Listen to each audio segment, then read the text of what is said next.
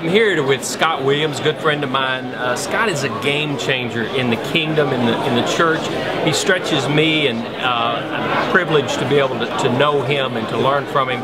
So I thought I'd ask him a few questions about, he's got a new book out, and I think it's one you need to read.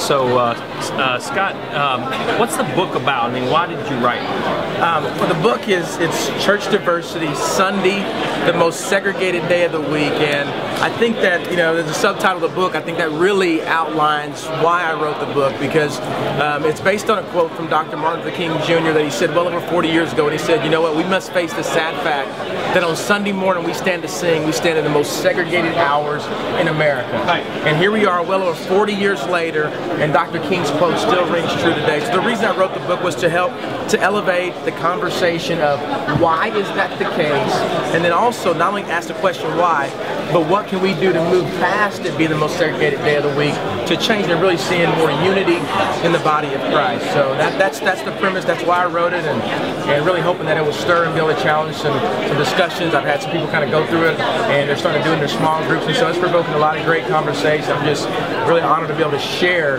this message that God had given me to share. So, well, I'm very excited about the book and the potential. I hope many will read it, and we'll make that offer available in this blog post. But what advice would you give to a guy like me? Pastors of church, we're somewhat multi-ethnic, but very small percent. Right. But my heart is there. But what steps should I take?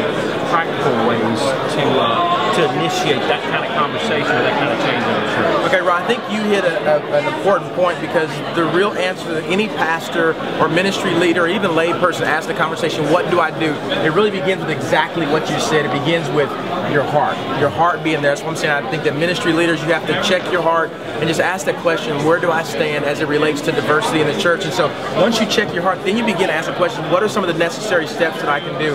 And it might be, and that's what I really try to outline in the book, just giving examples of things that we did, examples of some 8 churches from around the country that do this well, what they do, how they apply kind of this understanding of a culture of embracing diversity versus tolerating it. And I think a real good thing for churches to do, and coming up in 2012, is we're doing Church Diversity Week, and it's going to be the second week of January. It's going to be actually the Friday before MLK Day, and it'll go to the Friday after. And so I list probably 50 things that churches can do, whether it's partnering with ministries across town, swapping pulpits, getting diversity in teaching. I think it's being intentional with who you put on your stage. I think it's being prayerful. I think it's seeking God and just really asking those questions about, God, what can we do to see our church, number one, more diverse and more unified? And so when you begin to ask those questions and wrestle, I really think ideas and opportunities will come up. And then once the stage and that starts looking like, I think you'll really see a big change in the congregation. And it takes time. I mean, the church has been going for over 2,000 years, and we've landed here, and so it's not going to be a quick fix, but I think what you said right there starts with your heart, and then just begin to ask those tough questions and making